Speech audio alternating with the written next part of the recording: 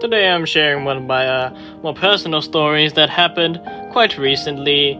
It's spine-chilling, gut-wrenching, and just a tad bit freaky. I'm sure you guys will enjoy it. Once again, the budget and my patience for this video are where I am not. So I'm just gonna use like a bunch of bullshit animations and sometimes a bit of shitposting to, really sell the effect that this is in fact a quality work of art. Alright, so it was like one of those days where I'm free for like no particular reason, and I thought it was a great way, to get myself a little bit of exercise, to touch grass for once. I decided to go outside. Little did I know that was one of the worst ideas I've had the entire week. I decided that the best way to get myself some exercise was to partake in consumerism, one of my basic 5 a day. So I decided to walk to my not so very local computer selling place. Well, it was like fun and dandy until I started noticing something in the corner of my eye.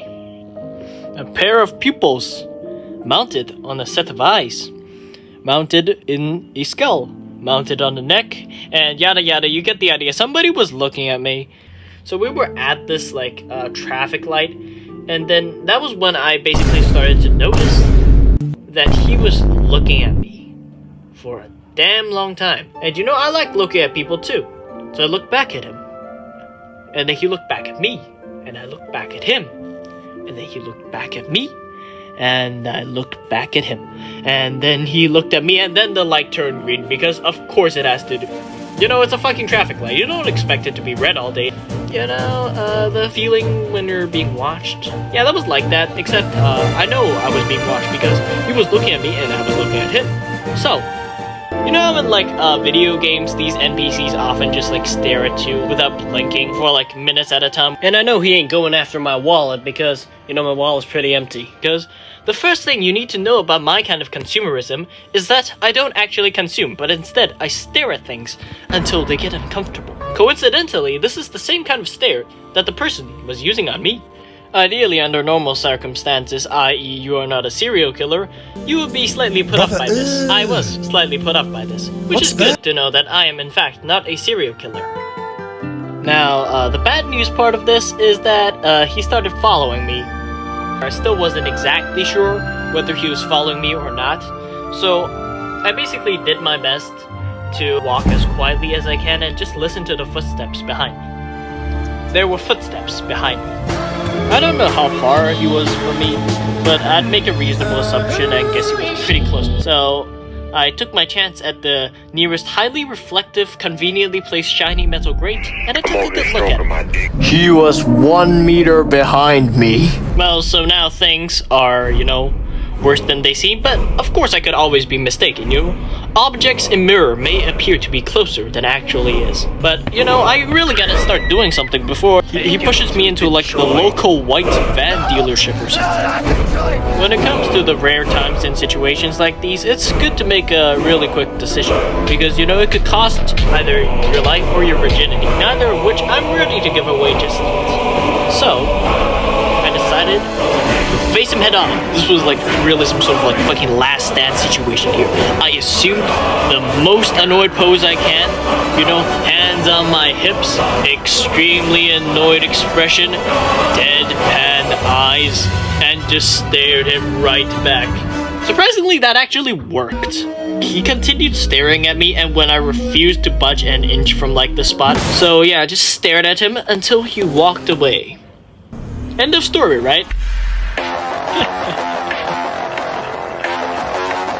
I think a good 15 or 20 seconds had passed before the motherfucker dead ass came back and stared at me like I owed him something. Like the man dead ass pulled out his best puppy eyes expression and basically begged me using his eyes to allow him to continue following me for the next 5 to 10 minutes. Bitch, I wasn't gonna allow that, not in a million years. So I started concocting a plan. Okay, at this point, I am left with 2 choices. Run at hell, back to my home, tails between my legs, or run the furthest away from my home as possible with my tail between my legs. If you think the answer is A, run back home, I don't know, skip like 20 seconds or something. And if you think the answer is B, stay right here. You are incorrect. That is because I never have my tail between my legs. I stand up straight and, oh, never mind, I ran away. Alright, the main thing to keep in mind is that when somebody is following you and probably trying to touch you, never go back home. Alright, you've locked yourself into your home. You win, right? Wrong! They know where you fucking live now! So when you realize that he is no longer following you, you could take a public transportation and head straight back to that used computer shop. Because, you know, I was still trying to buy PC components. I can't let that man spoil my day. Otherwise, I never get things done. You can't let little obstacles such as child molesters get in your way. No, you gotta man up. You know, you gotta stick it to him. You gotta go there and perform some capitalism. So here's my extremely complex 28-step plan. Step 1, Step 2, Step 3, Step 4. Increase the rate of which you are performing steps until you are very, very, very fast. This is known as running the fuck away.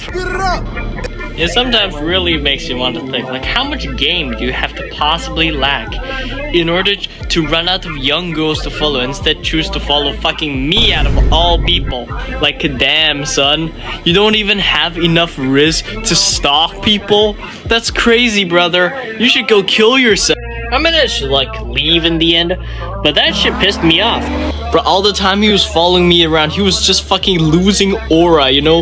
Like how a snail just oozes like slime all over the place, except that's just his aura leaving his entire fucking bloodline, because you can't even follow somebody properly. You don't seem like a menace. You seem like an idiot.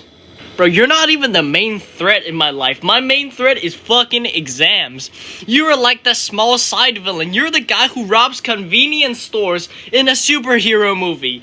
You are nothing. And you will be forgotten in due time. So right now, all I need to do is just laugh at your ass and get my subscribers. Well, I guess the true getaway from this story is that nobody should ever be as attractive as me, because that just leaves me into trouble.